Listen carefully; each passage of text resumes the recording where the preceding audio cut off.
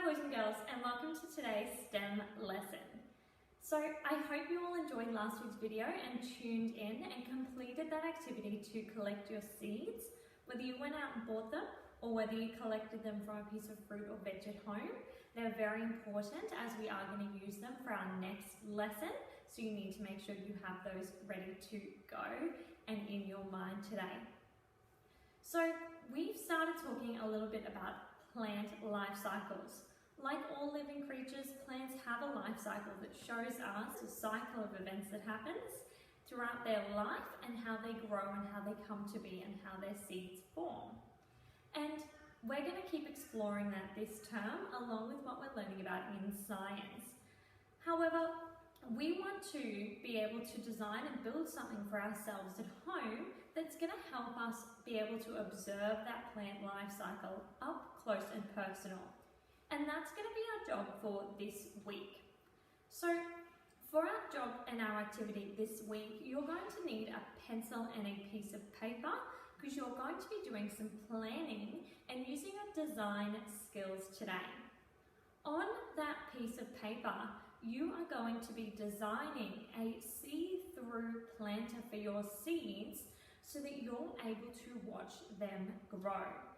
Okay, it's really important that you use materials that you're able to see through, otherwise you're not going to be able to see what's happening under the surface of your plant. Because we know when we plant our seeds, they need to go into that soil and we won't be able to see them until they pop out if we don't use that.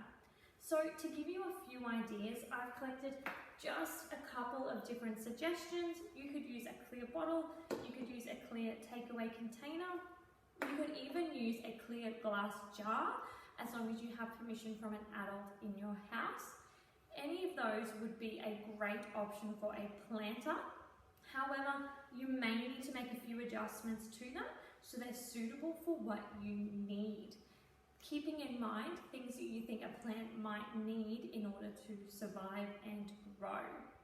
So on your piece of paper, you're going to draw the design of what your planter looks like, and you're going to label the parts of what is going to be involved in your planter.